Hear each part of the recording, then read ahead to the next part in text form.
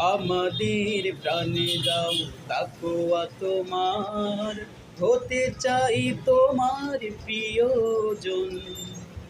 তোমার দয়ার সীমা নাই নাই নাই, তুমি যে মহান প্রভু, তুমি রহমান। আল্লাহু আল্লাহু আল্লাহু আল্লাহু আল্লাহু আল্লাহু, প্রতিটি কাজে তোমায় স্মরণ যেন থাকে, হৃদয় মাঝে প্রেমের কাবা দাও একে। প্রতিটি কাজে তোমায় স্মরণ যেন থাকে,